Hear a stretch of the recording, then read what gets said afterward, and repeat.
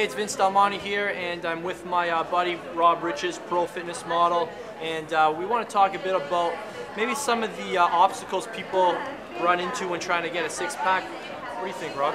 Absolutely. That's probably the one body part that most people want to attain to. That is the image that you see on the magazine that sells that magazine. It's the six-pack.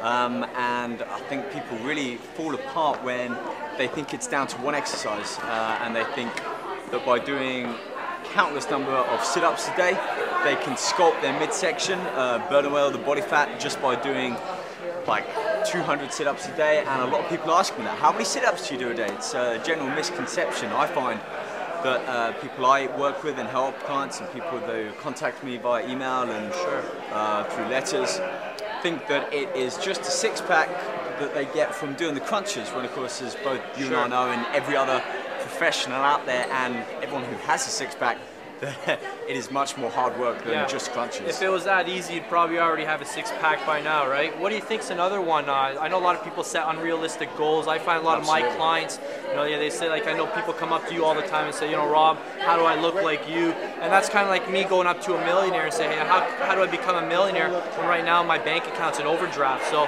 what's like a first step to start moving at least in the right direction? You touched on a really good point there with money, and using money as an analogy. If you think of body fat as money, and as you mentioned, most people are in massive amounts of debt, overdraft. Now, if we switch that money with body fat, now most people tend to have accumulated a lot of body fat around their midsection. So if we look at that as their debt, now of course the way to get out of debt is to restrict their spending and start to take into account how much money they're bringing in and how much money they're spending. And they need to use that same analogy and process with their body fat. So they have this stored amount of overdraft, this credit over credit.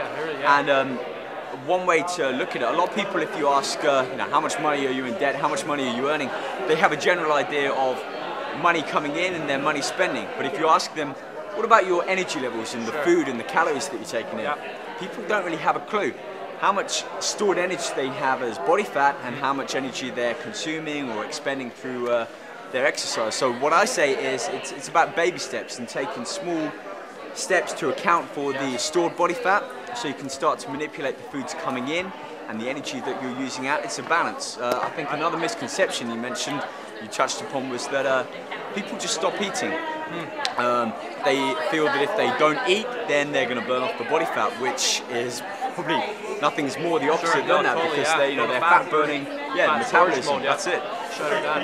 If you don't mind me chiming in too on that money analogy, I think having the right environment is very, very important too, because a lot of people think just energy in, fat loss is a function of only energy in and energy out, when it's also a function of the right hormones in your body. And that's why a lot of bodybuilders take different kinds of things illegally, because they want to create the right hormonal environment. So being aware of your lifestyle, what you're doing on the weekends, who you're spending your time with. If you're spending time with people who are creating a lot of stress in your life, absolutely.